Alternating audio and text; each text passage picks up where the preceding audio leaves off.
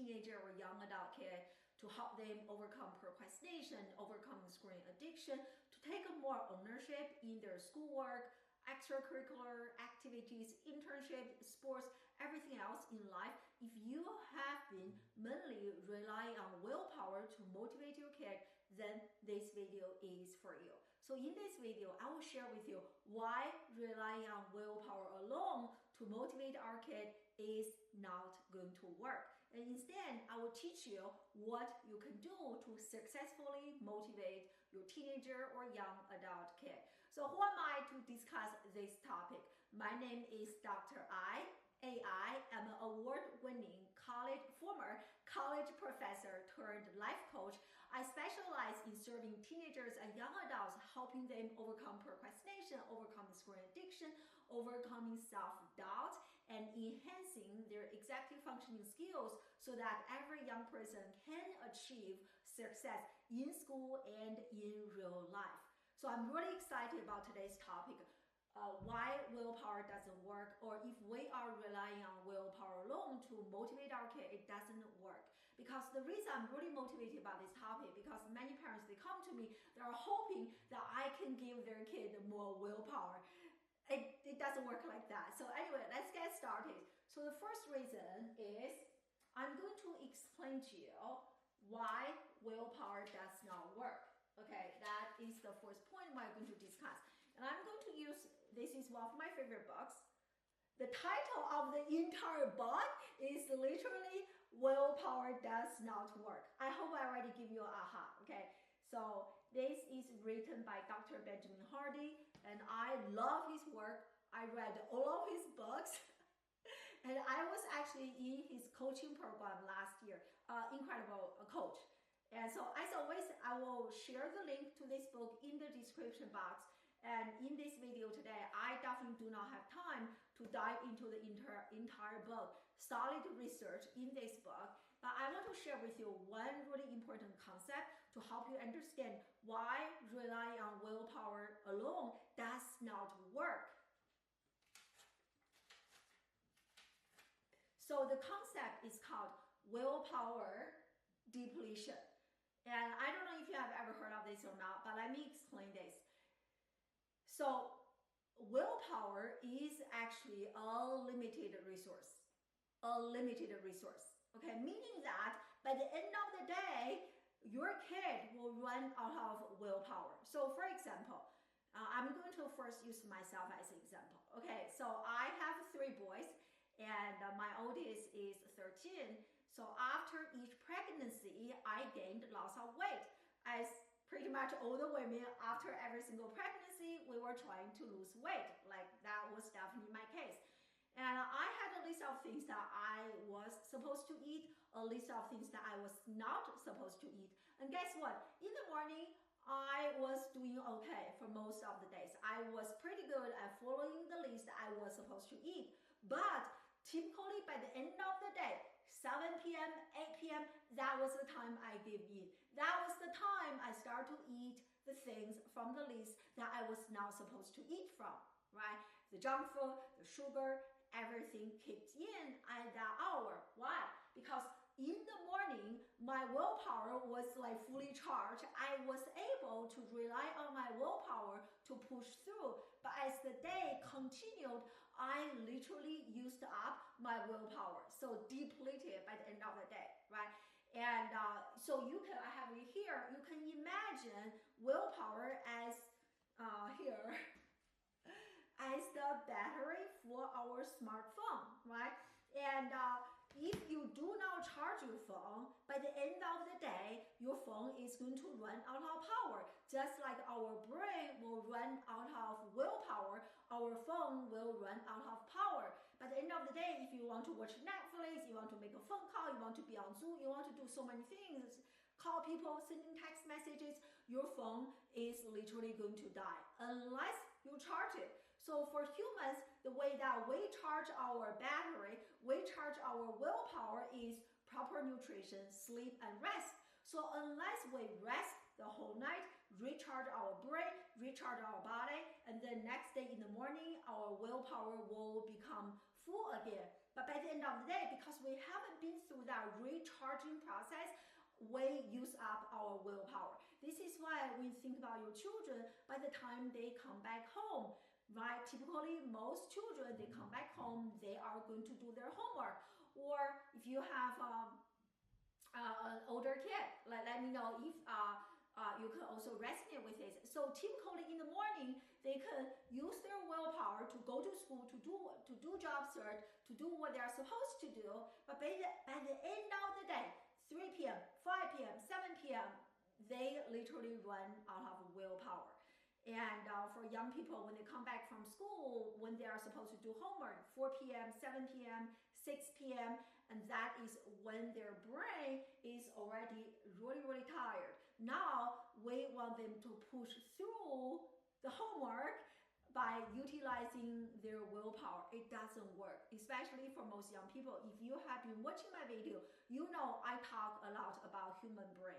If you want to help your kid have everlasting positive transformation, you must educate yourself. You must understand human brain. And that is why for the young people in my coaching program, I spend so much time teaching those young people and their parents some basic functions regarding the human brain. And I will tell you, in the context of this conversation, for a young person, their brain, their thinking brain, which is the part of the brain that is in charge of focus, that is in charge of executive functioning, that is in charge of decision making, is not fully developed until a young person is 20 to 25 years old. So that is a long time we have to wait in order for our children's brain to be fully developed. So you have that condition. Plus, by the end of the day, willpower is depleted, and plus, they need to do homework, they need to do job search, whatever they need to do, and you are trying to rely on willpower to motivate your kid. That's why it does not work. They literally run out of battery. They literally run out of willpower by the end of the day. Okay, so that is why willpower does not work. So what does work? Please let me teach you.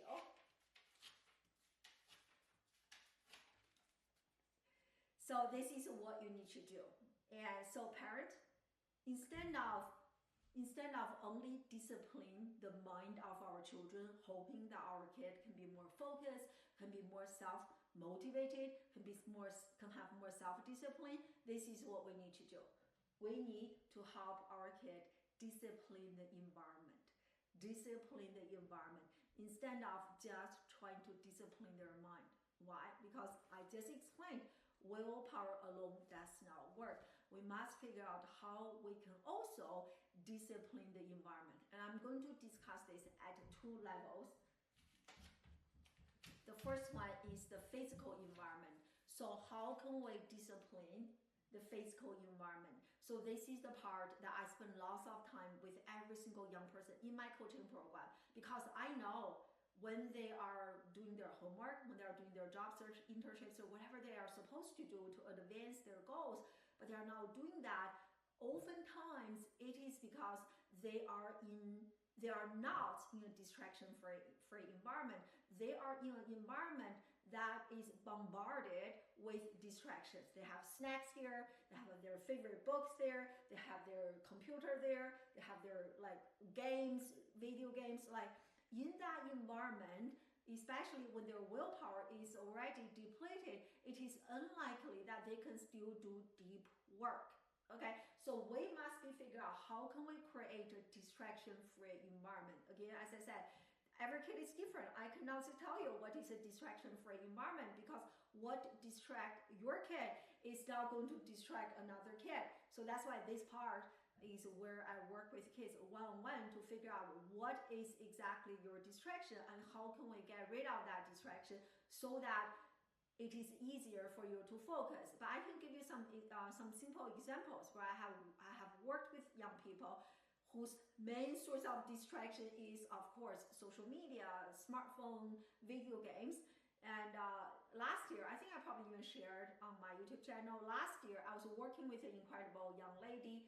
So I myself, I'm based in the United States, and and this young lady is in a different country, and so she struggled with this a lot. So by the time she came back home, it was typically 4:30 p.m.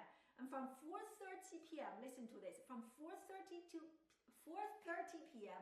until 11 p.m., 7 hours, my friend. And she was debating, should I be on my phone, on social media, mostly TikTok? Should I keep scrolling on TikTok, or should I actually do my homework? 7 hours, homework, TikTok, homework, TikTok, homework. Her brain was literally exhausted. There was nothing left. So by the time she was ready to do work, she was so tired she couldn't do any schoolwork because her willpower, her energy was wasted on deciding, should I do homework, should I do or be on TikTok? That is such a bad environment, right? So after she started working with me, we created a distraction-free environment. So the distraction we got rid of is her phone. So stop working in an environment where you are working, your phone is literally next to you. It is not going to help you. You can think of, quite a few books I read have referred to our smartphone as a drug of choice.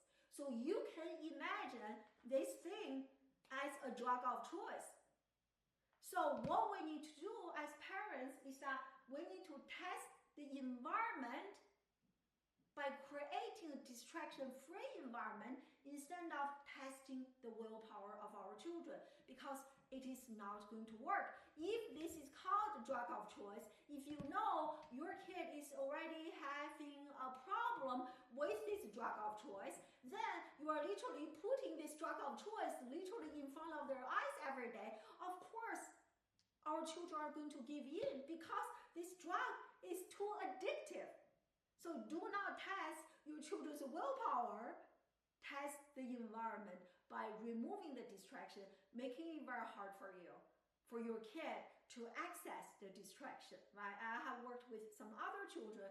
Their source of distraction is snack, non-stop, constant snacking. Problem, how we created distraction-free environment for him is that when you are working, there's no snack on the table.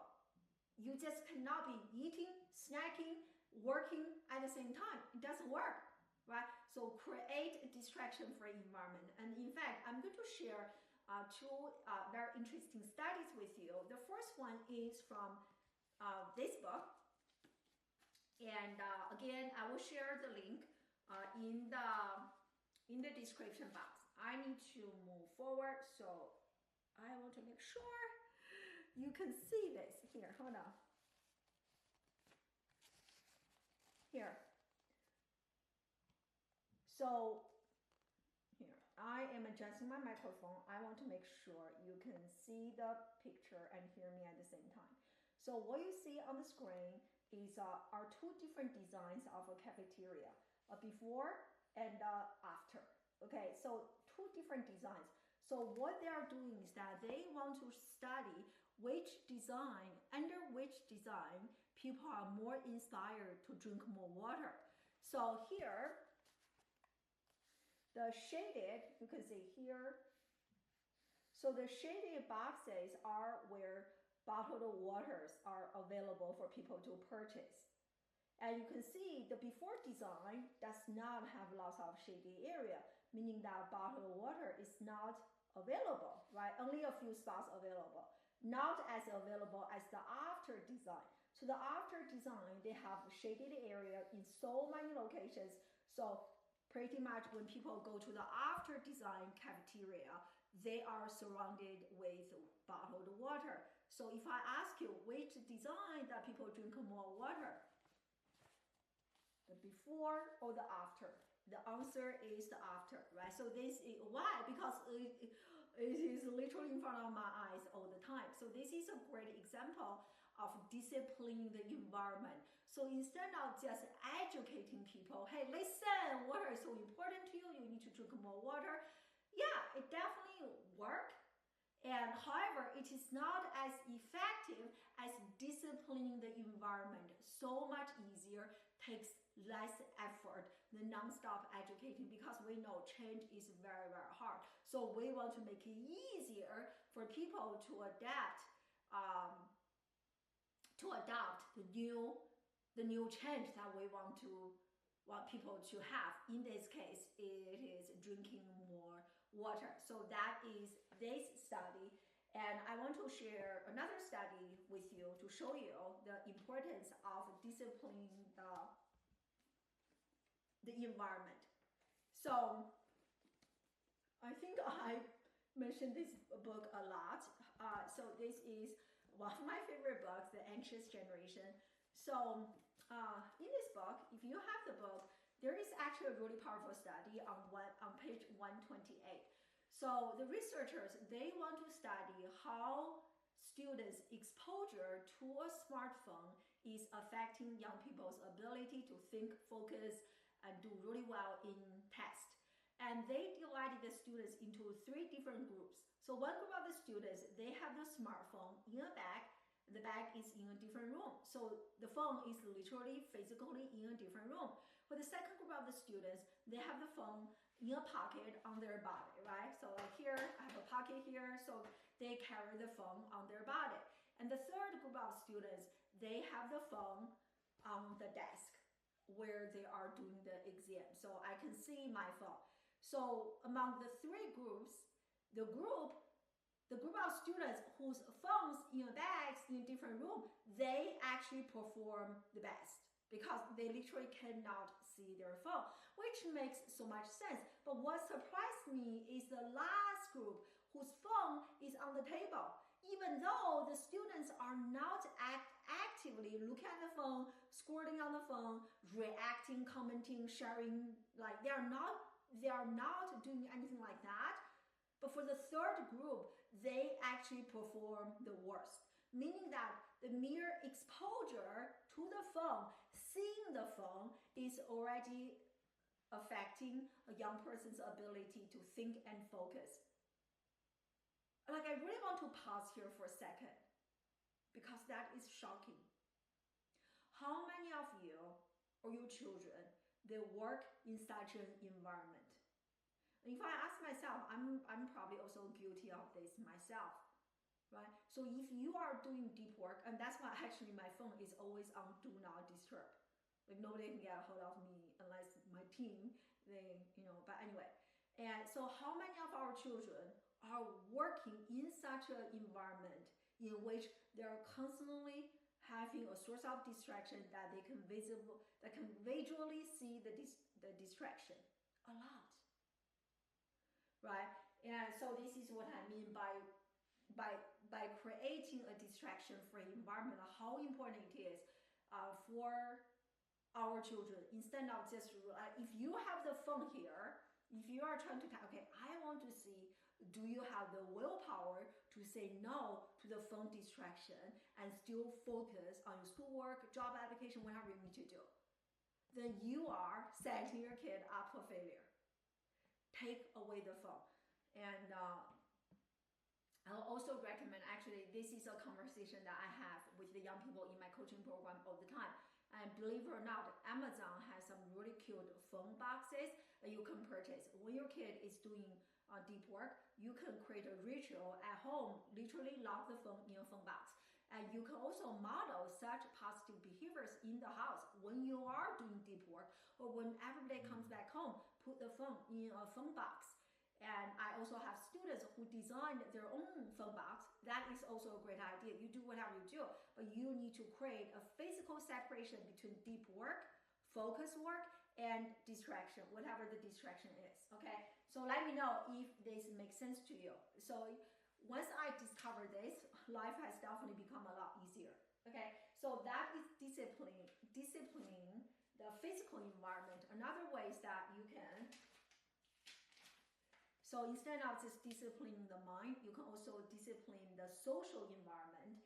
And so here I introduced the concept inner circle versus inner cage. And so this is a concept I actually learned from this book, Worthy by Jamie Carlima. And so in this book, she discussed a lot about inner circle and inner cage. So inner circle are the people who are really in our inner circle. They believe in us, they're rooting for us, they really want us to succeed, they want the best of us. But people who are in our inner cage, they don't want us to step outside our comfort zone. They're kind of limiting our growth. They want to keep us inside the cage. So, I'm sure, maybe not. Have you ever heard of the saying, we are the average of the 5 people that we spend the most time with? So that is also another way for you to understand the impact of our environment on us. And the same thing for our children, right? So who are the people in their inner circle? Who are the people in their inner cage, right? So for the people in their inner circle, is everyone in their inner circle, they're spending hours on their smartphone. They're spending hours playing video games. They are not sleeping in the evening. They are always surfing online, playing video games. Or the people in their inner circle are actually people who are more intentional with how they're spending their time on their devices. People who are actually have a stronger desire to have a better life, who are driven, who are motivated. Who are the people in your children's inner circle? And you have to help your kid build that discernment and discipline the inner circle environment, and so that your kid will be the average of a positive group of people, right? Something that my coach used to share with us a lot is that if you spend time with 5 people who go to the gym every single day, you will become number 6. If you spend time with 5 marathon runners, you will become number 6. If you spend time with 5 people who are coffee drinkers, you will become number 6. If you spend time with 5 people who are video game addicts, social media addicts, you will become number 6. So that is the power of the environment. And so as a result, this again is something I work with the young people. We really have discussions regarding who are the people in your inner circle, who are the people in your inner cage, and learn to discipline not only the physical environment, but also discipline the social environment. And I mentioned earlier, I have 3 boys. My oldest is 13, and he's always asked me, hey, Mom, can I have a phone? Can I have a phone? The answer is no, because I read about this every day, and I know this is called drug of choice. And I love my children so much that I'm not willing to give my children drugs. I'm not. But inner circle, in our children's inner circle, I'm not the only crazy mom who doesn't give our children smartphones. So I have a few friends who are in my inner circle. They have the same belief as me. We all read similar books. We all believe in similar things. And this inner circle and our children, my mom's not the only crazy one, and his or her mom is doing the same thing. So we're creating a positive inner circle environment that is making behavioral change a lot easier. And that is exactly why, even to this day, I still invest in coaching program. So after my master, after my PhD, I invested so much, a 6-figure, more than that, investment in different coaching programs, transformational coaching program, different coaching programs, because I want to be very intentional about who is in my inner circle, because I know I will be a byproduct of the people in my inner circle. So who are the people in your children's inner circle? And is it time for you to discipline that inner circle a little bit so that your kid can have the positive changes that you and your children have been hoping for quite some time? Okay, so as always, if you are interested in having your kid work with me one-on-one, spots really limited, and work with me one-on-one to help your kid, and learn some of the things and help them create a distraction-free environment, help them to figure out what can we do to really make it easier for your kid to say no to the distractions and engage in deep work and overcome procrastination. And I have a very systematic process. This disciplining the environment is only one slice of the entire puzzle. And if you are interested in having your kid work with me one-on-one, in the description box, there is a link. So you can use that link to apply to book a complimentary consultation with me.